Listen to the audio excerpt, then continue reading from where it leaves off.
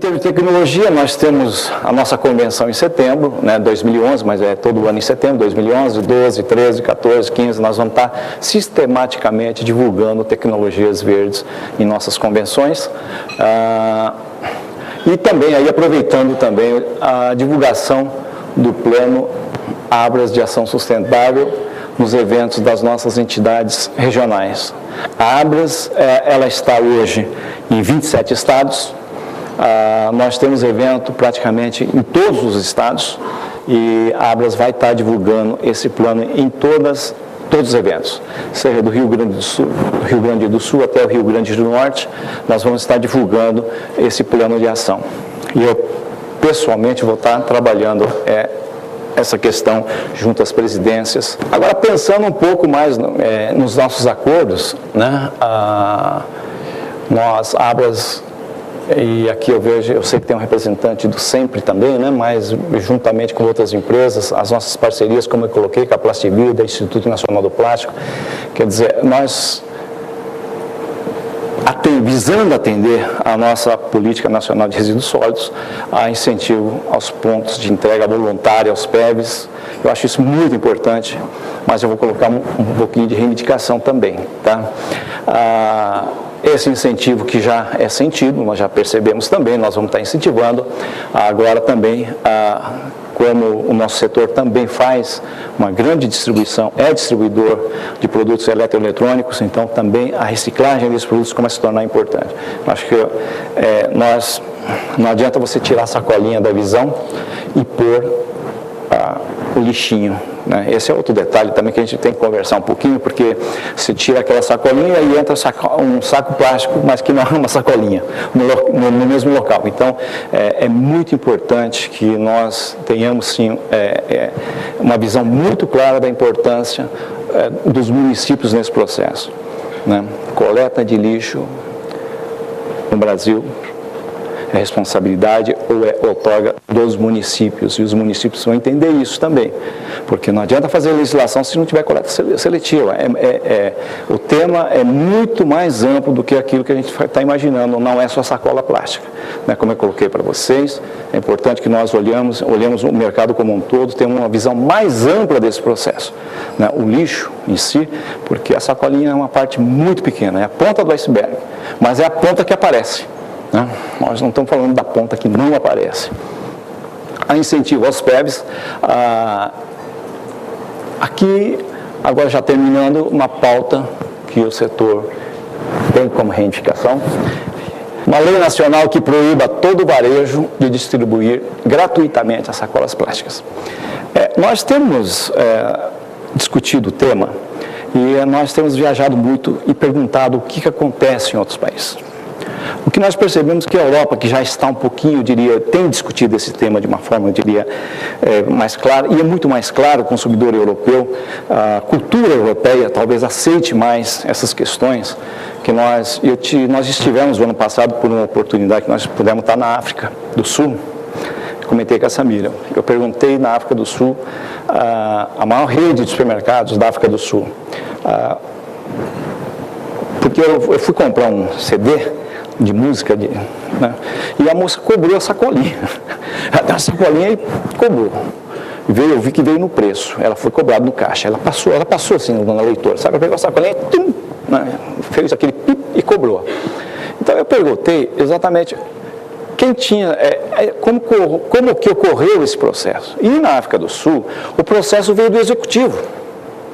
Quer dizer, o Ministério do Meio Ambiente na África do Sul proibiu a distribuição dessas sacolas. Mas a pergunta que cabia mais ali no momento foi o seguinte: mas o que aconteceu a partir do momento da cobrança, no dia D? Ela falou assim, caiu 50% o consumo. Em um dia, quer dizer, de 24, a partir do momento, quando nós estamos discutindo Belo Horizonte, aqui com o Zé está aqui, nós estamos falando de multar, veja bem. Agora, eu acho que é preciso que haja também isso, nesse contexto.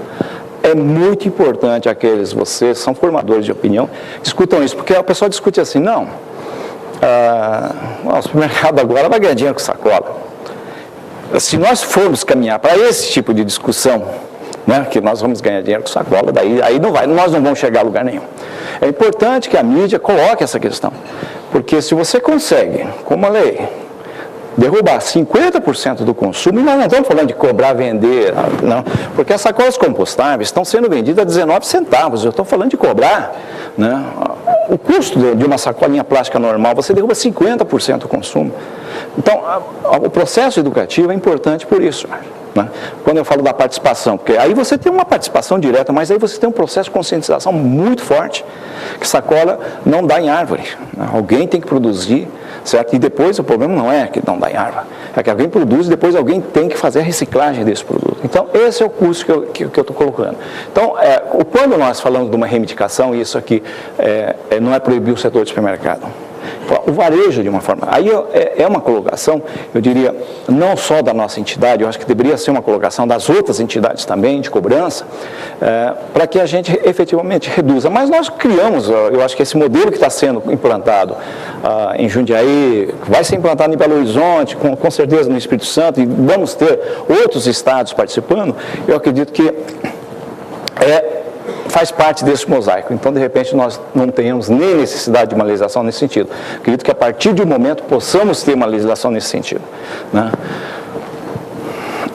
Incentivo aos supermercados que operem PEVs em suas lojas. Eu comentava, eu falei assim, olha, nós somos supermercados, certamente nós somos detentores das maiores áreas de comércio. Nós estamos em todas as comunidades e eu não quero que o meu estacionamento vire um lixão. Então, eu acho que também tem sim que ter o incentivo, né, às empresas que se propõem a esse trabalho, né, porque você tem IPTU, você tem uma série de impostos. Eu acho que é possível, né, aí sim entra o município efetivamente, porque você contribui de uma forma decisiva.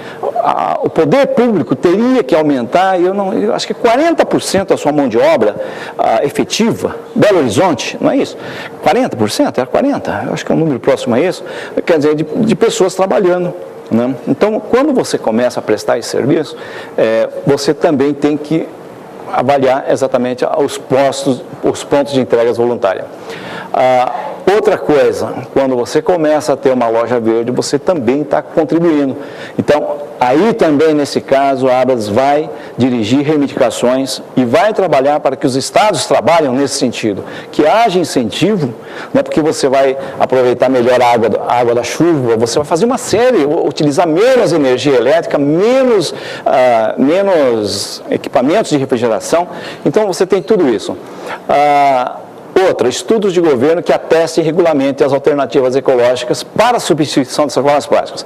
Esse tema é importante porque o tema sacolas biodegradáveis, oxibiodegradáveis, é um tema que a Abras não vai entrar tecnicamente no debate, mas não é a nossa área, essa não é a nossa praia. Então, eu acho que o CONAMA precisa efetivamente se posicionar nesse sentido, para que a gente possa ter uma resposta, porque as legislações vêm, o vereador de uma cidade, o deputado de um estado, ele não entende muito bem esse tema. E está colocado que nós temos que utilizar um tipo de...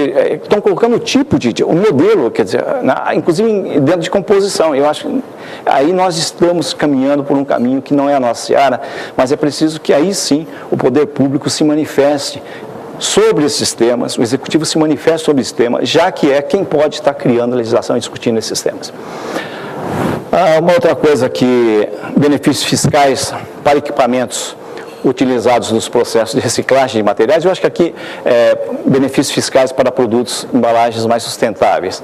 Eu acho que esse é outro tema também que a indústria de embalagens também está trabalhando, que assim, se eu estou produzindo, eu vi outro dia material de limpeza, se eu não me engano, colocado em embalagens recicladas de plástico. Quer dizer, qual é o benefício que essa empresa tem? Aquela embalagem paga o mesmo imposto. Então, não adianta você, de um lado, o Ministério do Meio Ambiente trabalhar, e de outro lado, o Ministério da Fazenda simplesmente dizer, olha, isso não diz respeito. Diz respeito, sim. Se nós não tivermos uma integração desses ministérios, como é que nós vamos incentivar? Só na cabeça? Não, nós precisamos criar modelos econômicos que possam estar incentivando a reciclagem. E o modelo de reciclagem, como eu disse, as empresas de reciclagem não podem pagar imposto em cima de um produto que é reciclado. Então, há que haver eu diria, uma mudança, né, na postura por parte do governo, né, seja do governo estadual ou do governo federal nessas questões. Essa é uma pauta que nós estamos falando de reivindicação, que eu acho que não deve ser só nossa, da Abras. Eu acho que deve ser de toda a indústria, inclusive, e deve ser também por parte do mesmo consumidor que está consumindo nossas lojas. Porque se o consumidor não pressionar nesse sentido, vão falar assim, vocês estão querendo, né? Então, nós não podemos ficar nesse tipo de discussão. Eu acho que o próprio consumidor tem sim que falar, olha, esse produto tem que ter um incentivo. Porque ele é um produto reciclado, ele utilizou o catador, utilizou um processo, né? Quer dizer, e aí paga imposto do mesmo jeito. Então, nós precisamos... Não, ele é bitributado. Então, essa bitributação nesses produtos, qual o incentivo que uma indústria vai ter se o custo fica praticamente igual? E ela não pode, muitas vezes, às vezes, ela não consegue comunicar para o consumidor exatamente esse processo. A minha apresentação termina aqui. Eu quero agradecer mais uma vez a presença de vocês e que a Abras vai estar trabalhando nos próximos anos continuamente para que nós possamos ter um processo dentro daquilo que é uma proposta do Ministério do Meio Ambiente. Nós temos que ter produção, nós temos que ter consumo, mas a palavra sustentável não pode sair, né? Ela tem que estar na produção, ela tem que estar no consumo. A palavra sustentável, a palavra sustentabilidade não pode mais fugir dos nossos processos. Nós temos que ter muita consciência disso. O Brasil é um país que vai crescer muito nos próximos anos. Já tenho comentado, o Brasil nos próximos 10 anos vai crescer e vai ter um mercado de consumo. Então, nós vamos criar mais lixo. E se nós não tomarmos as providências agora, né, certamente nós não, as providências têm que ser tomadas agora. Eu quero agradecer, porque a Samira tem sido incisiva, ela vai falar daqui a pouco, mas assim, ela tem sido muito incisiva, cobrou números. Eu acho que o Estado tem esse papel e nós, enquanto sociedade, enquanto setor privado, temos que dar respostas, porque não é o Estado somos nós. Então, assim, é preciso que nós tenhamos essa consciência, que não tenhamos só literatura, mas tenhamos a prática, né? Eu acho que o mais importante de tudo é que nós possamos ter a prática, mas uma prática que nós possamos efetivamente praticar, porque senão nós vamos falar de muitas práticas que não são praticadas. Ok? Obrigado a todos pela presença.